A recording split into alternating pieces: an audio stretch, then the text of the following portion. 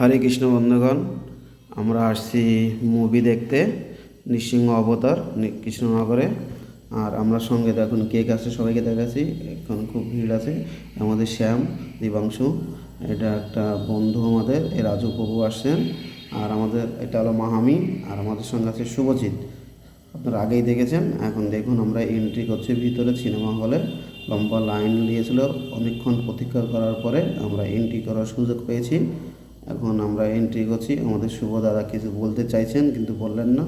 দেখেন আপনাদের দেখাচ্ছি একটা একটা করে সিঁড়ির ধাপে আমরা এখন আস্তে আস্তে উপরে দিকে যাচ্ছি, সবাই ভিড় ঠেলে। তারপর আমরা আমাদের সিটে গিয়ে বসবো। ভিতরে ঢুকে আমরা বুঝতে পারছি না আমাদের সিটটা অ্যাকচুয়ালি কোথায় আছে। তাই একটা দাদাকে জিজ্ঞাসা করলাম ওখানে, ভলেন্টিয়ার দাদা হাউসকে দেখিয়ে দিলেন, বললেন উপরে চলে যেতে। আমরা উপর দিকে যাচ্ছি। বলে আমাদের শ্যাম বসে পড়েছে। আমাদের সবাই এখন সিট পেয়ে গেছি। দেখুন আমার সিটটা, সিনেমার ভিতরটা একটু দেখুন কেমন লাগছে।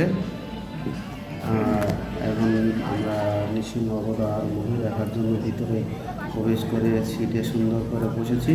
এবং দেখুন থিয়েটারটার ভিতরে কেমন সুন্দর লাগছে, আপনাদের যতভাবে দেখানোর চেষ্টা করছি।